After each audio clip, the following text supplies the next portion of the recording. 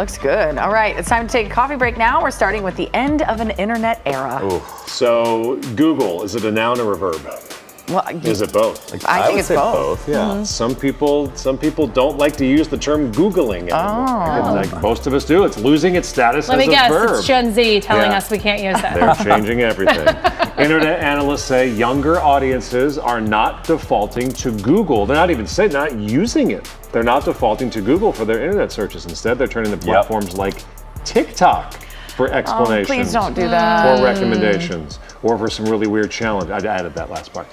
They're using the more generic phrase, search it, instead of Google it. Merriam-Webster Dictionary made Google an official verb 20 years ago. So I find this interesting because I just had a guy show me that there's a new AI search engine that you can type in, and then it gives you like all the search engines.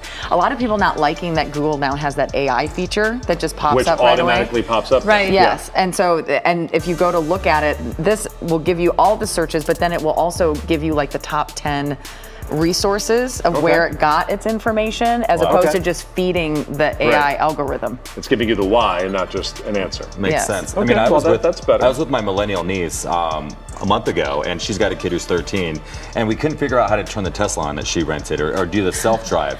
So he went on TikTok, Kyler did, and figured out how to do it because he searched it. And I'm like, you just went to TikTok to figure out how to do this for this Tesla. That's what we used to do with YouTube. I'm like, that's what we teach people or tell people all the time what the kids are doing. And that's, I mean, back in my day, we went to YouTube and we built a house. Yeah, right? No, I got the microfiche and looked at the library. I mean, look, I will always go to Google. It's just my default. I'll use my 2 spaces after my period. I don't, Remember encyclopedias? Oh, I love my encyclopedia. Remember the encyclopedia salesperson used to stop by your house? Yes. Right. I've got the New Britannica right here, version 3.0. Is it someone from a religion coming or Encyclopedia Britannica? You never knew. We're aging ourselves, guys. The kids are like, do you want a vacuum cleaner? Remember back when we didn't have power? Okay, there are now people whose job is to help bridge the gap between Gen Z and older generations we like need that. us. Yes. Companies are hiring Gen Z whisperers to attract younger talent and audiences. Yes. Some of these consultants are helping companies like Google, Ford, and Coca-Cola adapt their messaging.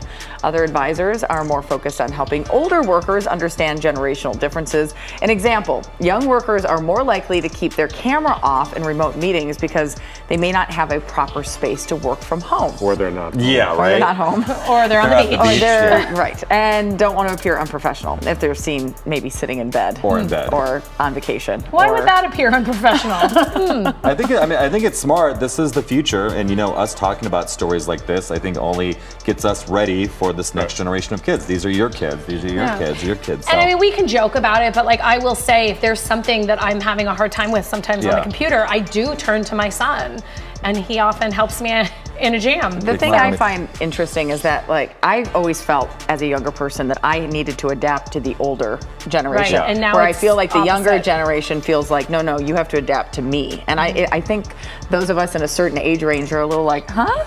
Maybe we can meet in the middle. Yeah.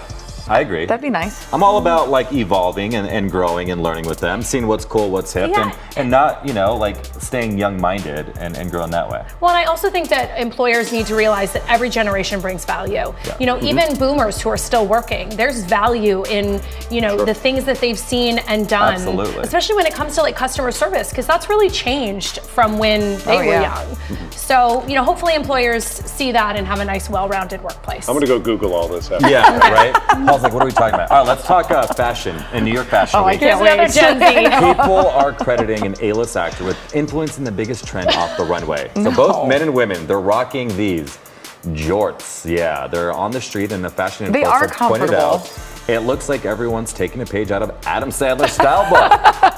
Stylists say they're seeing a lot more of these longer hemlines as we head into the start of fall. This is what you look like when you came to work this morning, Jamie. Remember when Lynn asked you, she's like, are you wearing Doug's clothes? You're like, yeah, I am.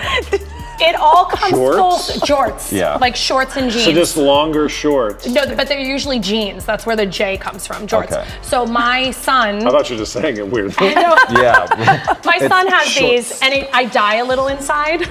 because I just, I'm like, we made these mistakes in the 90s and now we're repeating them. Well, I don't know if you two have had to deal with this, but now I guess there's a whole lesson in if it's a long short, then you do a short sock, but if it's a shorter short, you do a tube sock.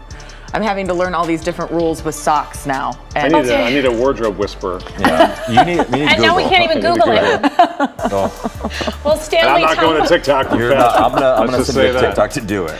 Well, a lot of those people in jorts are using their Stanley tumblers too, and they're becoming more of an accessory than a water bottle. In a new TikTok trend, people are showing off how they pack their Stanleys, adding accessories like mini backpacks. Who cares? I'm sorry. Who are these people? Was that a backpack? Yes, Key holders Stanley. and even snack trays to their cups. Okay, my daughter did give me a snack tray and it was kind of convenient, but people are confused why people are opting for this over just carrying a backpack, especially how much can a Stanley backpack hold? I don't know.